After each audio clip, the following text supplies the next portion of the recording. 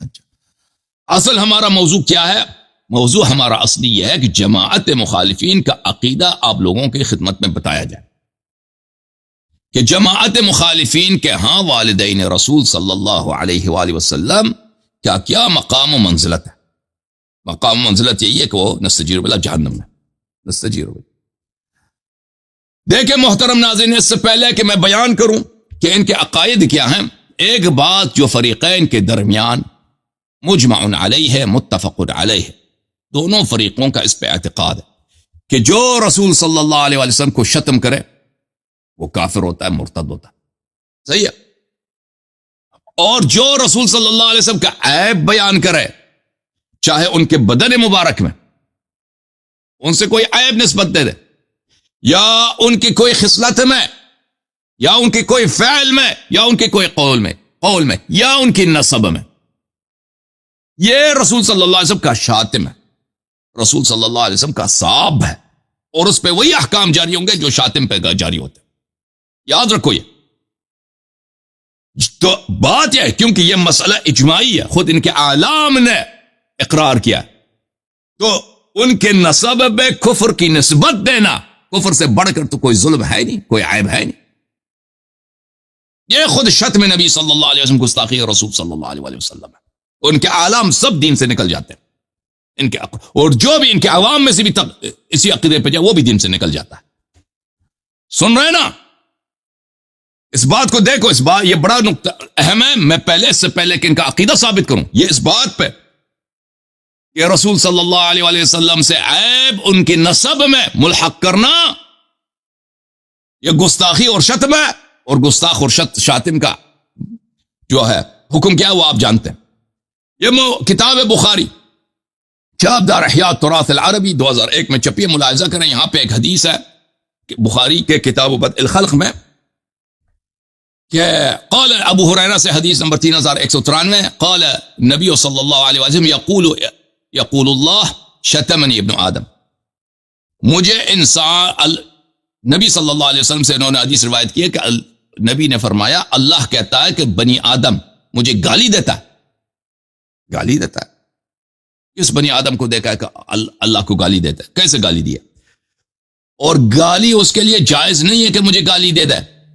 گالی کون سا ہے؟ یا رب بتاؤ، اما شتم فقولہ ان لی ولدا. ہاں، بنی آدم مجھے جو گالی دیتا وہ یہ ہے کہ وہ کہتے ہیں کہ میرا بیٹا بھی ہے. یہ میرے لیے گالی ہے، کیونکہ یہ اللہ کے لیے نقص ہے. دیکھیں، اللہ کا بیٹا ہونا یہ کوئی گالی ہے. اللہ اس حدیث میں ہے کہ گالی ہے. کیوں گالی ہے؟ کیونکہ اللہ سے آپ نے نقص کو ملحق کیا ہے. وہ اس کے لائق شان نہیں ہے کہ اللہ کا بیٹا ہو. ٹھیک ہے، البتہ بخاری مسلم کے رب کے لیے ہے. کیوں؟ کیونکہ جب وہ بھئی اس کا ناڑا ہے، اس کا کپڑا ہے، اس کے داڑھی ہے، بال ہیں، داڑھی تو نہیں ہے، وہ کیا ہے، چکنا ہے، کئی ہاتھ ہیں، تو بھئی حالت تناسلی بھی ہوگا، بیٹا ہو بھی سکتا ہے نا. اب نہیں ہے، شادی نہیں کیا، اگر سیٹنگ کرے حور العین سے، ہے کہ نہیں؟ میں نے پوچھا تھا نا مولوی حبیب سے کہ آپ کے رب تو اس کے سب اعضاء ہیں نا، اگر وہ سیٹنگ کرے حور العین سے بغیر شادی کے نہیں کر سکتا، اس کے پاس کوئی دلیل نہیں تھا نا. سنا آپ نے؟ بہرحال تو فرمایا کہ میرا یہ گالی یہ ہے کہ میرا بیٹا نہیں ہے، کہتے ہیں میرا بیٹا ہے. یہود کہتے ہیں کہ عزیر ابن اللہ، اور نصارہ کہتے ہیں کہ عیسیٰ ابن اللہ. اچھا، یہ کتاب فتح الباری بشرح سقیم البخاری الجزء السادس تعلیف ابن حجر الاسقلانی، چاپ دار الفکر 2007 میں چھپیا. ملاحظہ کریں، اسی حدیث کو نقل کرتا ہے وہ، صفحہ نمبر 332 ہے. یشتمنی ابن آدم، بنی آدم مجھے گالی دے رہا ہوتا ہے، میری گستاخی کر رہا ہوتا ہے. والشتم هو الوصف بما يقتضي النقص. شتم کی تعریف کرو ابن حجر.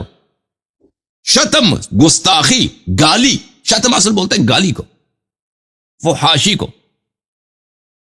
شتم وہ ہے کہ آپ ایسی وصف لے کے آئیں جو نقص کا، نقصان کا، عیب کا مقتضی ہو، عیب ثابت کر رہا ہو. آپ نے کہا اللہ کا بیٹا ہے، اللہ کے لیے عیب ہے. ٹھیک ہے نا؟ وہ جسم جسمانی بن جاتا ہے، اور جسم جسمانی اللہ کے لیے عیب ہے، خالق ہی نہیں ہے پھر تو. اچھا، ان کے دوسرے اعلام نے بھی یہی کہا ہے. میرے محترم ناظرین ملاحظہ کریں، کتاب عمدۃ القاری بشرح سقیم البخاری الجزء الخامس عشر طبع دار الفکر محمود عینی صفحہ نمبر 110 میں یقول اللہ شتمنی ابن آدم شتمنی الشتم هو توصیف الشیء بما هو ازراء ونقص. شتم وہ ہے کہ آپ کسی چیز کا مرتبہ نازل کر دیں، اس کے لیے نقصان اور عیب کو نسبت دے دیں. لا سیما فیما یتعلق بالغیرہ، اللہ اللہ اللہ اللہ، بالخصوص ایسی بات جو غیرت سے متعلق ہو. اللہ اللہ اللہ اللہ اللہ. نقص، ایسا نقص جو بالخصوص غیرت سے، عزت سے، اس سے متصادم ہو، اس کے متناقض ہو، اگر ایسا وصف آپ نسبت دیں بالخصوص اس کو، وہ تو گالی ہوتا ہی ہے. سبحان اللہ سبحان اللہ. ابن حجر، اللہ کی لعنت تیرے چہرے پر، تو نے یہ حدیث تو نے دیکھی بخاری اور مسلم میں. نہیں، تو نے تو یہ حدیث دیکھی بخاری اور مسلم میں کہ تو، اور پھر اجماع بھی تم لوگوں نے کیا کہ رسول اللہ صلی اللہ علیہ وسلم کے سب آبا، ان کے والدین ماجدین جہنمی، کافر، مشرک ہے. تو تمہیں کیسے ذہن میں نہیں آیا کہ تم رسول صلی اللہ علیہ وسلم کو گالی دے رہے ہو بالخصوص اس مسئلے میں جس میں غیرت کا تعلق ہے؟ کس کو غیرت نہیں اپنے والدین سے؟ ہاں، والدین سے غیرت نہیں ہے. وہ مولوی آیا تھا اس یہاں پہ پچھلے ہفتے میں نے دیکھا تھا نا، قیوم صاحب کو میں نے پوچھا، کہتے آپ کے والدین کو اگر کوئی کافر کہے گالی نہیں؟ کہتے نہیں جی گالی نہیں. دیکھا آپ نے نا، دیکھا آپ نے نہیں دیکھا؟ ارے شیعوں کو مزہ نہیں آ رہا جناب، شیعوں کو مزہ نہیں آ رہا ان مجالس میں. شیعوں کو مزہ کیا آتا ہے؟ علمی مباحث نہ ہو نا، وہ جو ذاکرین کو سناتے ہیں اوٹ پٹانگ، اس میں ان کو مزہ آتا ہے. یہ کتاب الشفاء بتعریف حقوق المصطفیٰ صلی اللہ علیہ وآلہ وسلم، تعریف القاضی عیاض الیحصبی، جزء اول، چاپ دار الکتب العلمیہ. یہاں پر صفحہ نمبر 214 میں کہتے ہیں کہ نبی صلی اللہ علیہ وآلہ وسلم کی شان میں گستاخی کسے کہتے ہیں؟ عیب کسے کہتے ہیں؟ سب یعنی گستاخی، گالی، نقص، عیب، من تعریض او نص، کنایے کے طور پر ہو یا تصریح کے صورت میں ہو. اس کا حکم کیا ہے؟ کوئی نبی صلی اللہ علیہ وسلم کو گالی دیتا ہے، یا کوئی نبی صلی اللہ علیہ وسلم کو کا عیب بیان کرتا ہے، یا تصریح کرے یا کیا کرے، کنایتن، اشارہ میں یہ بات سمجھا. اس کا حکم کیا کہتا ہے؟ جو بھی شخص، ملاحظہ کریں، جو بھی شخص نبی صلی اللہ علیہ وآلہ وسلم کو گالی دے دے، یا اس کا عیب بیان کرے، یا اس کی ذات میں کوئی نقص ملحق کرے، نبی صلی اللہ علیہ وسلم کی ذات اقدس میں کوئی نقص، یا ان کے نسب شریف میں، او نسب ہی، یا ان کے نسب میں، اور کفر سے بڑا کوئی ہے؟ ان کے کوئی ہے بڑا عیب کفر سے، شرک سے، نجاست سے، یا ان کے دین میں، ان کی دینداری میں کوئی عیب ملحق کرے، یا خصلۃ من خصالی، یا ان کی کسی عادت میں، کسی خصلت میں، کسی بات میں وہ اس طرح کوئی عیب ملحق کرے. او عرض بھی، یا تصریح نہ کرے، اشارتن، کنایتن کہہ دے یہ بات. سبحان اللہ. اور یہ فرقہ لوگوں نے اجماع کیا بھائی، تصریح کے ساتھ اجماع کیا. اشارہ کیا ہے؟ اشارہ کس کو کہتے ہیں؟ اچھا، کہتے ہیں فہو الساب لہ، ایسا شخص رسول صلی اللہ علیہ وسلم کا شاتم ہے، رسول صلی اللہ علیہ وسلم کا گستاخ ہے. والحکم فی حکم الساب، اور اس کا حکم یہ ہے کہ یہ شخص جو ہے گستاخ رسول صلی اللہ علیہ وسلم یقتل، یہ کافر بھی ہے اور یہ اس کا قتل کرنا واجب ہے. ٹھیک ہے نا؟ وہذا کلہ اجماع من العلماء، یہ سب علماء کا اجماع ہے. وائمۃ الفتویٰ، سب مجتہدین کا فتویٰ، من لدن صحابہ الی حلم جر، صحابہ کے زمانے سے آج تک یہ اجماع کا کوئی مخالف ہے ہی نہیں. صحیح، الحمدللہ. اپنی کفر پہ اعتراف کر لیجیے، ہے کہ نہیں بھائی؟ صحیح ہے. اجماع کس بات پہ کیا ہے؟ جو چاہے تم نبی صلی اللہ علیہ وسلم کو گالی دے دو، چاہے کوئی نقص ان کی نسب میں نسبت دے دو، یہ ایسا شخص کافر ہے، واجب القتل ہے. اور یہ سب کا اجماع، اس میں کوئی مخالف ہی نہیں، صحابہ کے زمانے سے لے کر آج تک یہ اجماع جاری ہے. صحیح ہے نا؟ اور صحیح ترجمہ کیا نہیں ترجمہ کیا. یہ شرح شفا ہے، قاضی عیاض یحسبی کے شرح شفا، جو ملا علی قاری حنفی نے لکھا ہے، جزء ثانی، چاپ دار الکتب العلمیہ 2001 میں چھپی ہے.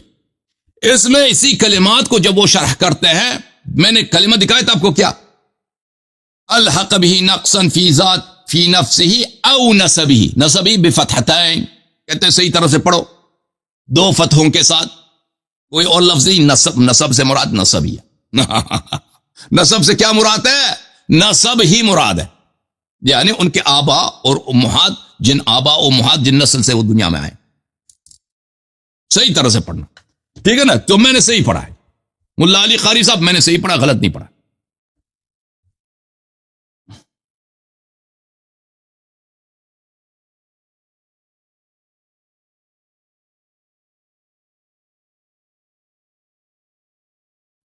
یہ کتاب المحلى لابن حزم الظاہری، جزء 11، طبع ادارت المنیریہ بمصر، صفحہ نمبر 412.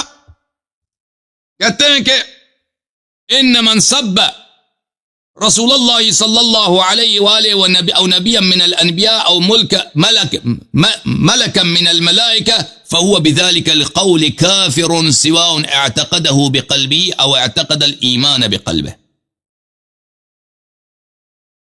کہتا ہے کہ جو بھی شخص نبی صلی اللہ علیہ وآلہ وسلم کے متعلق شتم کرے، شتم کا سب کرے، اس کا مطلب کیا ہے شتم کا؟ وہی جو کوئی عیب ملحق کرے نا، یہ کوئی ضروری نہیں ماں بہن کی گالی دے دے، کوئی ضروری نہیں ہے کہ ماں بہن، کوئی ایسا عیب ملحق کرے، وہ کیا ہے؟ وہ شتم ہوتا ہے. جو بھی جس کی زبان سے نکل آئے، چاہے اس کا عقیدہ ہے یا نہیں، وہ اس سے کافر ہو جاتا ہے، اس سے ہو جاتا ہے کافر. چاہے اللہ کو گالی دے دو، چاہے نبی کو، چاہے ملائکہ کو، یا کسی بھی نبی کو. اچھا،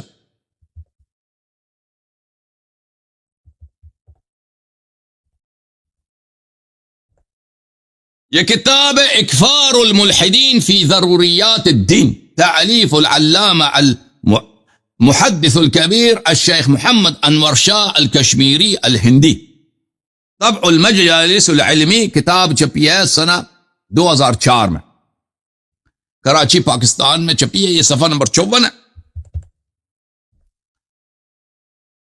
ایما رجل سب رسول اللہ صلی اللہ علیہ وسلم، جو بھی مسلمان رسول صلی اللہ علیہ وسلم کو گالی دے دے، او کذبہ، یا تکذیب کرے، او عابہ، یا عیب بیان کرے، او تنقصہ، یا ان کی ذات میں کوئی نقصان بیان کرے، ان کی نسب میں، ان کی ذات میں، ان کی خصلت میں، ان کی دینداری میں، فقد، سبحان اللہ، یہ فتوے تو دیتے ہو، پر جو تمہاری کتابوں سے جب نکالتے ہیں کہ ابوبکر نے یہ کیا، عمر نے یہ، اس طرح رسول صلی اللہ علیہ وسلم سے بات کی ہے، ٹھیک ہے نا، اس طرح خطاب کیا، عائشہ نے یہ بولا ہے نبی کو، تو پھر وہ سب بھول جاتے ہوئے، اجماع ختم ہو جاتا ہے اس وقت.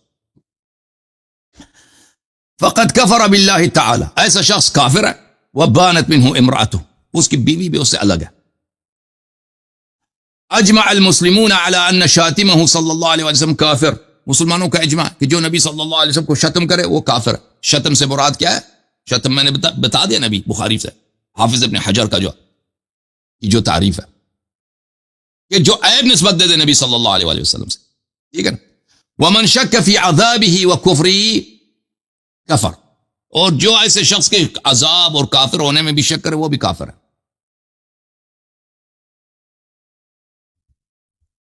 اور پھر لگتا ہے کہ ایسا کافر جو ہے اس کو قتل کیا جاتا ہے، اس کا توبہ قبول نہیں ہے.